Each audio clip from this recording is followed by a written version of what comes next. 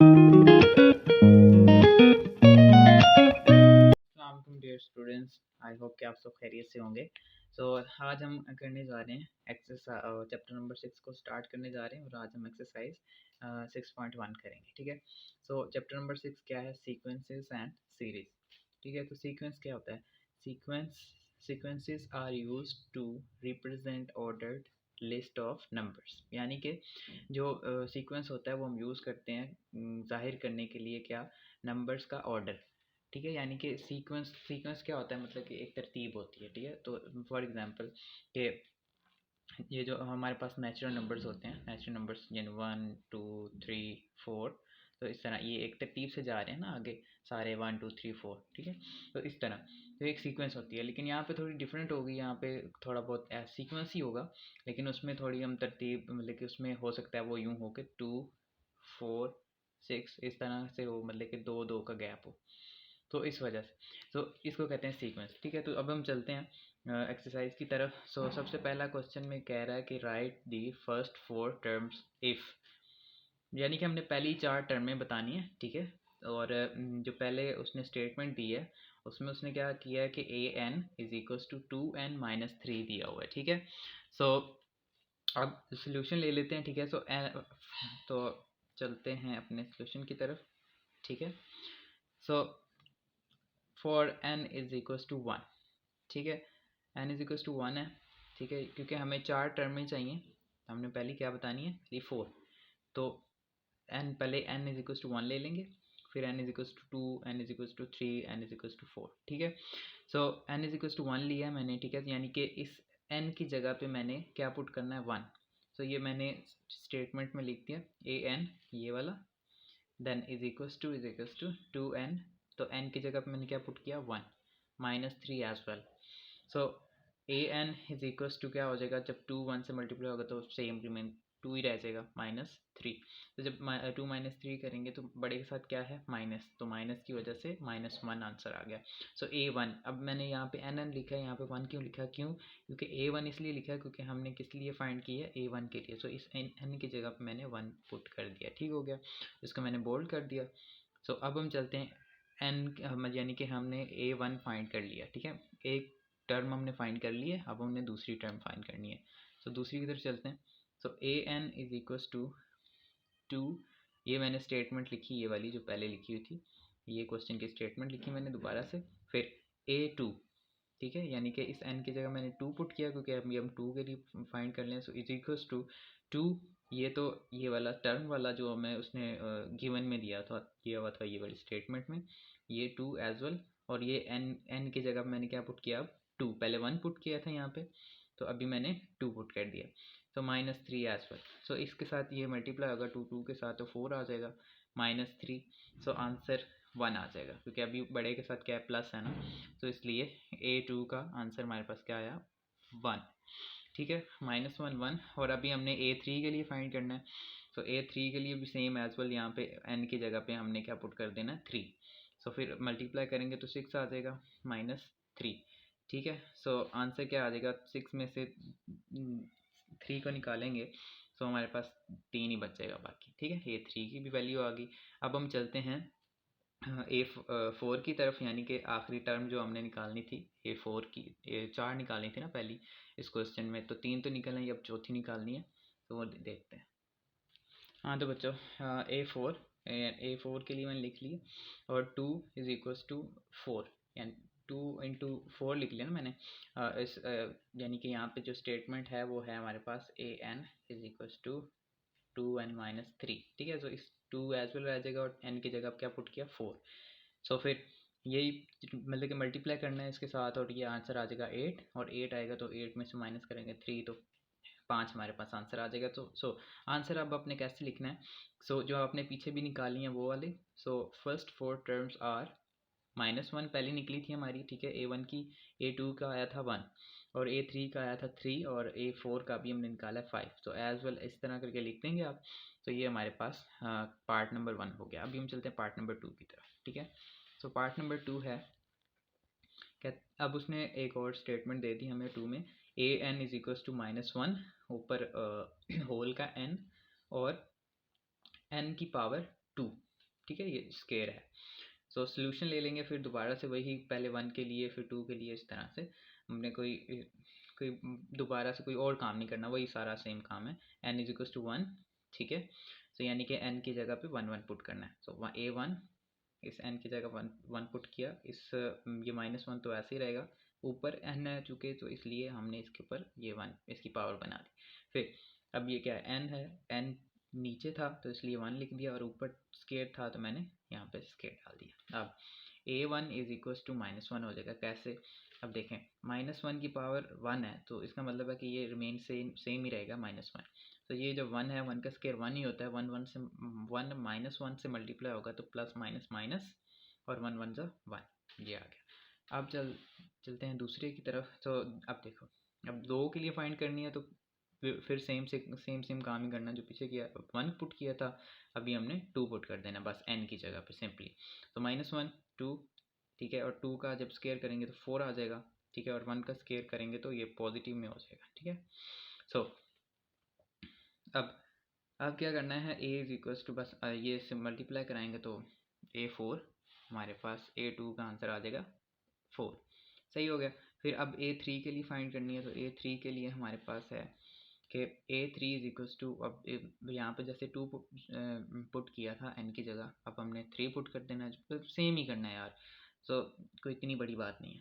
सो ये जब इसका क्यूब है ना, ठीक है, तो अब ये वाली अब -1 कैसे आया, ये वाला -1 इस तरह से आया कि ये इसका क्यूब का मतलब है -1 की पावर, ये जो क्यूब है इसका मतलब ये है कि -1 इंटू -1 इंटू -1, यानी कि 3 दफ़ा -1 है, आपस में मल्टीप्लाई हो रहा है। अब देखो माइनस माइनस प्लस हो जाएगा, और जब ये वाला प्लस इस माइनस से मल्टीप्लाई होगा तो हमारे पास फिर दोबारा से माइनस ही आ जाएगा, तो इसलिए -1 आंसर है दोबारा से।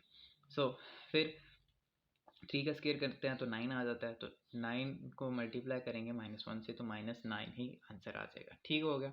सो अब ये था 3 के लिए तो निकाल लिया, अब चौथे के लिए निकालना है, तो वो देखते हैं। हाँ, तो a3 की का आंसर क्या हुआ, -9। सो a4 के लिए निकालनी है, तो बस उस n की जगह पे हमने जस्ट 4 पुट कर देना। सो हमारे पास आंसर निकल आएगा। सो -4 के पास ये पहले, इसका मतलब क्या है, मैंने पीछे भी बताया कि ये 4 बार -1 आपस में मल्टीप्लाई हो रहा है, इसकी पावर का मतलब ये होता है, ठीक है।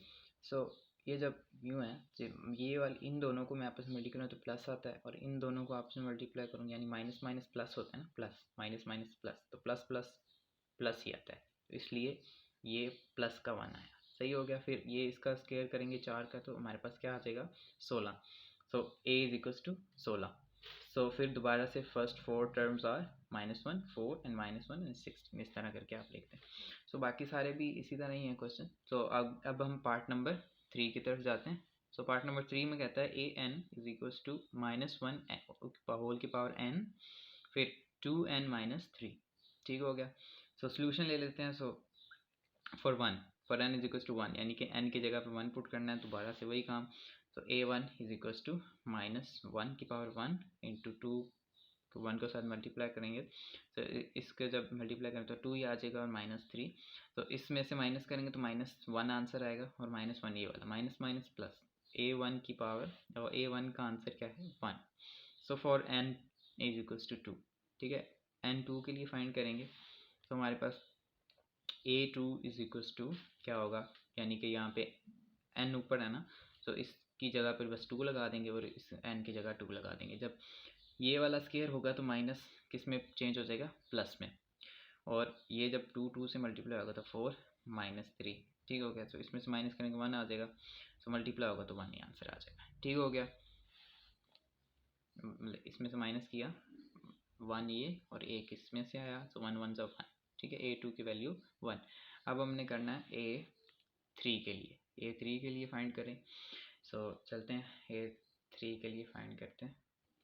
Okay, so a3 is equals to क्या आएगा, या बस यहाँ पे n की जगह पे 3 पुट कर दिया, और इस n की जगह पे हमने 3 पुट कर दिया, इनको आपस में मल्टीप्लाई करें तो ये तो फिर दोबारा से माइनस आ जाएगा, ठीक है, -1। फिर ये मैंने पीछे बताया भी है क्यों आता है। सो ये इससे मल्टीप्लाई होगा तो 6 आ जाएगा, माइनस करेंगे 3 तो 3 आ जाएगा, तो इससे मल्टीप्लाई करेंगे तो A3 की वैल्यू क्या आई है -3। अब N4 के लिए करना है, सो A4 इज इक्वस टू -1 की पावर 4, यानी कि यहाँ पे n था तो हमने इसकी जगह पे क्या पुट कर दिया 4। सो यहाँ पे क्या आएगा, 2 4 8 आ जाएगा -3, ठीक है। सो इसमें से माइनस करेंगे तो 5 आ जाएगा, तो 5 को 1 से मल्टीप्लाई करेंगे तो 5 ही आएगा, ठीक है। सो फर्स्ट 4 टर्म्स आर, जो कि हमने फाइंड किए हैं वो लिख देंगे, यानी 1 1 -3 5, ये हमारे पास आंसर है, ठीक हो गया। सो अब हम चलते हैं पार्ट नंबर 4 की तरफ। सो पार्ट नंबर 4 में क्या है कि an is equal to 3n - 5, ठीक है। सो n1 के लिए सेम दोबारा से वही काम कर रहे हैं। सो कोई इतनी रॉकेट साइंस नहीं है, बस वैल्यूज पुट करते तो 1 2 3 4 और आंसर आ जाएगा। सो उसी तरह किया मैंने, 1 को 3 से मल्टीप्लाई किया तो क्या आ गया 3। सो माइनस करेंगे 5 को 3 से तो -2 आंसर आ जाएगा, क्योंकि बड़े के साथ क्या है माइनस, तो इस वजह से माइनस ही आएगा। सो n2 के लिए फाइंड करेंगे, तो n2 जो है n की जगह पे 2 2 पुट करते जाएंगे। सो ये 3 से 2 मल्टीप्लाई होगा तो 6 आ जाएगा, और 5 माइनस होगा तो a is equal to 1, answer आ गया। सही है, अब हम चलते हैं 3 के लिए। सो अब A3 के लिए भी ऐसे ही आ जाएगा जैसे पीछे आया। A3 की मतलब कि an की जगह हमने क्या पुट कर देना 3। सो 3 मल्टीप्लाई होगा, तो 3 के 3 3 9 एंड -5, ये मैंने ऐसे कर दिया। सो 3 3 3 9 हो गया, और -5 करेंगे तो 4 आंसर, ठीक है। A3 का 4 आंसर। फिर A4 के लिए ऐसे ही करेंगे, 3 मल्टीप्लाई 4 करेंगे, सो -5 करेंगे, तो ये 12 आ गया ना, 3 को 4 से मल्टीप्लाई किया 12 और -5, सो हमारे पास 7 answer. So first 4 terms are -2 1 and 4 and 7, ठीक हो गया। अब चलते हैं 5 की तरफ। तो ये थोड़ा मतलब कि देखने में ऐसे ही लग रहा है कि ऐसे बहुत बड़ी बला है, बट ये सबसे ईजी है। क्यों? क्योंकि बस ये हलवा ही समझे, मतलब n की जगह 1 1 पुट करना है, 2 2 पुट करना है, तो बस हो जाएगा। सो करते हैं, सोल्यूशन लेते हैं। A1 के लिए इज इक्वल्स टू n 1 के लिए फाइंड कर रहे हैं, तो ऊपर क्या लगाएंगे 1, ठीक हो गया। सो A2 सॉरी A, ये जो 2 है 2 एज वेल लिखेंगे, n की जगह क्या लिखते हैं 1, क्योंकि हम 1 के लिए फाइंड कर रहे हैं, इसलिए +1 था इसलिए लिख दिया। फिर 1 ऊपर एज वेल आ जाएगा, फिर नीचे 2 1 2 +1, तो ये क्या हो जाएगा 1/3, ये आंसर आ गया। फिर 2 के लिए A2 इज इक्वल्स टू, यहाँ पे पहले 1 पुट किया था n की जगह, अभी हम n की जगह क्या पुट करेंगे 2, तो 2 आ गया। फिर अब 2 को 2 से मल्टीप्लाई करेंगे नीचे, तो 4 हो जाएगा, +1, तो ये इसको करेंगे 4 + 1 5 हो जाएगा, ऊपर 2 एज वेल रहेगा। फिर A3, ये ऊपर तो 3 एज वेल रहेगा, फिर जब 2 को 3 से मल्टीप्लाई करेंगे तो हमारे पास, और +1 करेंगे तो 2 3 6 +1 ये करेंगे तो 7, 3/7 आंसर आ गया, ठीक हो गया। अब हम चलते हैं 4 के लिए। तो 4 A4 इज इक्वल टू, बस सेम एज वेल, ऊपर तो सेम ही रहेगा ना 4, ऊपर तो कुछ हो नहीं रहा इसलिए 4 रह जाएगा। फिर 2 को 4 से मल्टीप्लाई करेंगे 8 +1 करेंगे तो 9, 4/9 आंसर, ठीक हो गया। So first 4 terms are 1/3 2/5 3/4 7 and 4/9 answer, ठीक हो गया। तो ये था पाँचवा। सो अभी ऐसे ही छठा भी हो जाएगा। सो 6 का क्या है, ए बस वही है सेम 1/a है, तो इसमें 1 की जगह पे पुट करेंगे 1, ए n की जगह पे पहले 1 के लिए, फिर 2 के लिए, फिर 3 के लिए, ऐसे ही सही होता जाएगा। तो 1 डिवाइडेड बाय 2 और n की जगह पे 1, ठीक है। तो 1 की पावर 1 क्या होती है, वो वही होता है, यानी कि 1 को 2 से मल्टीप्लाई करें तो वो क्या आ जाता है 2 ही आ जाता है, तो इसलिए 1/2 आंसर, ठीक है। A2 के लिए 1/2 की पावर 2, ठीक है, यानी कि 2 के लिए फाइंड करें तो ऊपर 2, तो 2 2 का क्या हो जाता है 4, सो 1/4 आंसर। इसी तरह A3 की भी 2 की पावर 3, तो 2 की पावर 3 का मतलब है कि यानी कि 2 को 3 बार उसी से मल्टीप्लाई करो, 2 को 2 से ही 3 बार मल्टीप्लाई करो, सो हमारे पास आंसर आता है 8, 1/8 आ जाएगा। फिर a की पावर 4 हम लगाएंगे यहाँ पे, 4 के लिए फाइंड करें ना, तो a की पावर 4 आ जाएगी, यानी कि इस n की जगह पे ये हमने 4 लगा दिया। सो 2 2 की पावर 4 क्या होती है 16, 1/16. So first 4 terms are 1/2, 1/4, 1/8 and 1/16. तो ये हमारे पास आंसर आ गया. ठीक है, अब हम चलते हैं पार्ट नंबर 7 की तरफ. तो उसमें क्या कहता है कि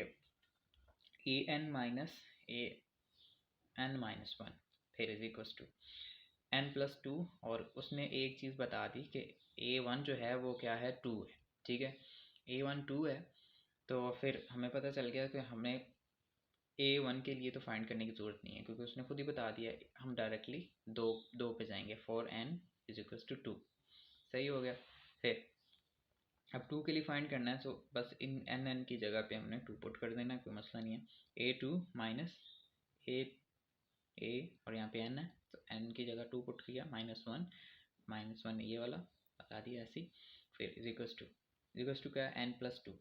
ये 2 तो ये वाला है, और ये n की जगह पे हमने खुद से 2 पुट किया.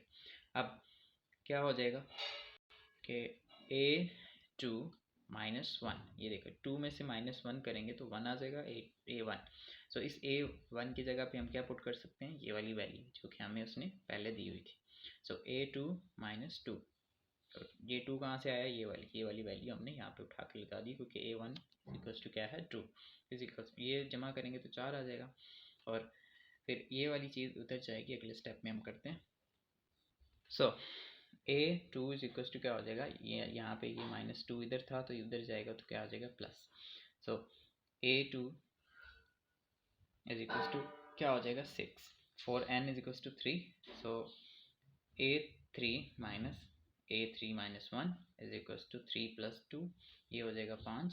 और ये क्या हो जाएगा a3 एज वेल रहेगा, माइनस भी ऐसे ही रहेगा, और ये इसमें से माइनस होगा तो यानी 3 - 1 करेंगे तो 2 आ जाएगा, और 5.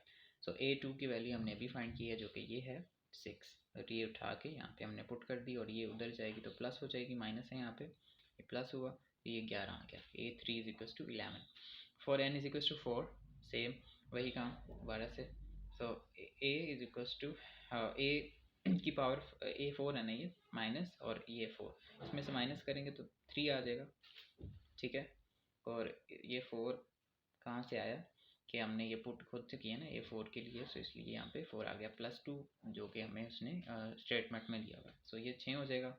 और ये वाला a3 हमने अभी फाइंड किया जो कि है 11. सो इसको उठा के यहाँ पे हमने पुट कर दिया a3 की जगह मैंने 11 को पुट कर दिया.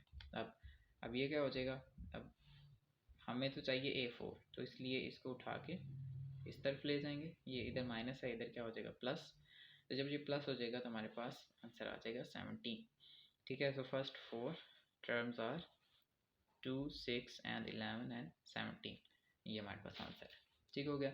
अब हम चलते हैं नेक्स्ट की तरफ, वो भी ऐसे ही होगा. सो अब फिर हमने वही काम करना है. अब उसमें फिर उसने बता दिया कि a1 जो है वो 1 है. ठीक है, सो n2 के लिए फाइंड करेंगे 2, बस इसकी जगह पुट कर देंगे a की जगह 2. ठीक है, फिर इस 2 n की जगह पे 2, फिर इस n की जगह पे 2, ये -1. -1 करेंगे, 2 - 1 करेंगे तो 1 आ जाएगा. a1 यानी कि हमने यहाँ पे 1 लगाना है, ये वाला हमने लगा दिया. ऐसे ही सारे करने. तो ये a2 इज इक्वल टू 2 आ गया. और फिर इसी तरह n3 के लिए भी. तो ये देखें हो गया. ठीक है, इसी तरह से ये सारे हो जाएंगे. a4 के लिए ये मैंने कर दिया. ठीक है, आप स्क्रीनशॉट ले लें. सही हो कि आपने स्क्रीनशॉट ले लिया होगा. ठीक हो गया. सो अब हम चलते हैं नेक्स्ट आगे. सो अब नेक्स्ट क्वेश्चन है 9. अब इसमें भी वही काम करना है कि उसने 1 पहले ही दे दिया हमें, ये जो statement a1 is equal to 1 है. ठीक है, सो a2 के लिए हमने फाइंड करना है. सो हमने जस्ट इसमें ये n की जगह पे 2 पुट करना है, और इस n की जगह पे 2 पुट करना है बस. और ये 2 - 1 होगा तो हमारे पास क्या आएगा 1, और ये जब जमा होगा तो 3 आ जाएगा. फिर 3 को मल्टीप्लाई करेंगे 1 से, तो ये ऐसे ही सारे, ये भी नीचे वाले भी ऐसे ही 3. अब पहले 2 पुट किया था यहाँ पे, तो अब यहाँ पे हम क्या करेंगे 3 पुट कर देंगे. तो ऐसे ही ये सारे ऐसे ही हो जाएंगे. 3 के लिए 12 आ गया, और ये ऐसे ही 4 के लिए आप निकालें. सो ये हमारे पास आ गया फाइनली. ठीक हो गया.